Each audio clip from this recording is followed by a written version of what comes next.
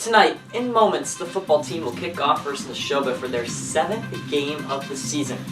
Can they beat the 0-5 Neshoba team and improve to 4-2? Cross country is on the road tonight for the twilight meet on the Cape. They also faced Wachusett earlier in the week. Boys soccer took a shutout win versus the Hudson Hawks, who scored in that game, and the goaltender with the big shutout. Girls soccer had a really tough week, but there are some positives with this, including a first ever varsity goal for one player. Field hockey is playing right now as we're on the air. They're playing Hudson, but they played earlier this week. We'll break down all of the results from that game. We'll also take a look at volleyball and what happened in the gym this week. And then in the Bruins, the national sports, what happened on opening week for the NHL. From Shepherd Hill Regional High School, this is Shepherd Hill Sports Zone with Cameron Simpson.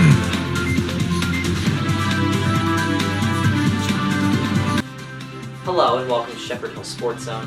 My name is Cameron Simpson. In football, of course, who won in a close 20-16 game last Friday. Tonight they play Neshoba, who is 0-5. Neshoba has yet to score more than 18 points in a game and have mainly only scored 7 points in games. They've only scored more than 7 in one game. This is also a league game, the third of the season for the Rams. Shepherd Hill sits in third place now in the Wachusett division. With a win today, they can continue to hold a strong position in the standings. And with a win today, they can begin to make a push for the postseason. Josh Harrison, Drew Aubin, Troy Fernandez, and Kyle LeBlanc lead the team in rushing yards right now.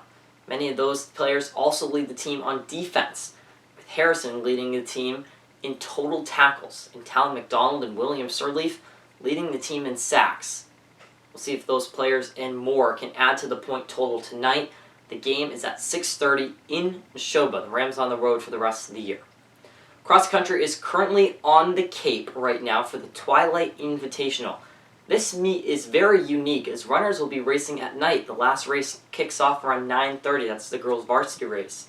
It's a very long day for cross country. They left to school at 1:30. They won't be back till the early morning tomorrow on Saturday. But there's also other challenges that comes with the night race. The temperatures will drop for a cool fall night. The runners can expect temperatures around 50 degrees with that Cape Cod sea breeze, which could add another aspect for the runners. Of course, this is unique for the running at night, but there'll be similar schools that were at the one last week, as the cross-country teams continue to try to make a push for their postseason and potentially to make states. They played league games earlier in the week. They faced Wachusett, the boys did, on Tuesday. They lost 50-14, while the girls lost 37-22 against Wachusett.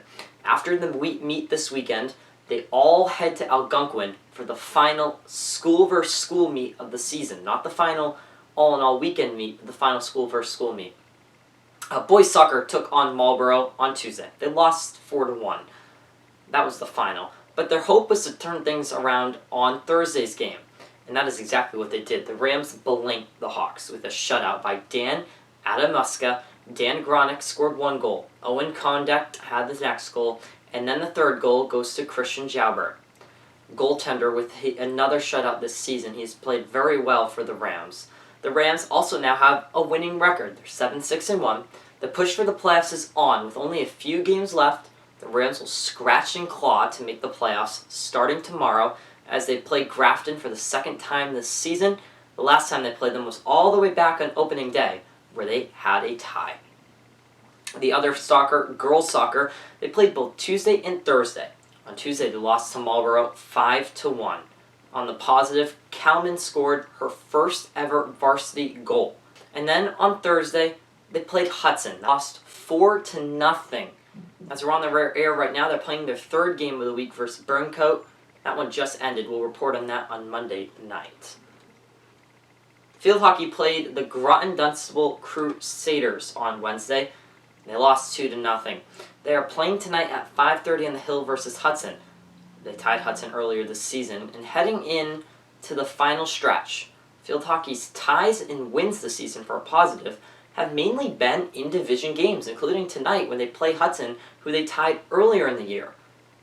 That's a positive for this team as they have a better record in division than what seems to be on paper. We'll see what they can do as their season comes to the final stretch. We'll be watching them next week as senior night is on its way too. Volleyball won one and lost one this week. Let's start on Tuesday when the Rams took on the 14-1 Hudson Hawks and fell to the Hawks 3-0. They needed a rebound on Thursday, and they got it as they took on the 1-11 St. Bernard team. The Rams beat them 3-1 and now are 6-9 on the season. So we'll see what volleyball can do next week. They're also in the final stretch of their season. The Rams also kicked off the unified basketball season this week at home. It was a 34-24 loss for the Rams, but the unified basketball season is officially underway. All the volunteers and players took to the court for the first official game.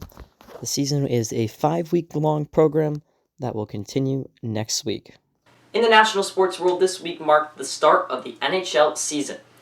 And the hockey world got to see the rookie Connor Bedard for the first ever time. Everyone in the hockey world has been talking about Connor as he's expected to be the next NHL generational talent. Some's comparing him to McDavid, some to Gretzky, some wild comparisons. But he played the Boston Bruins on his second ever career start on Wednesday as the Bruins opened their centennial season, marking 100 years of the franchise with some greats in the stands. They had a great ceremony. You saw some greats there, including Ray Borg, Tim Thomas, Zdeno Chara, and Bobby Orr. The Bruins would let up the first goal of the game, which went to the rookie Connor Bedard, scoring one of what seems to be many.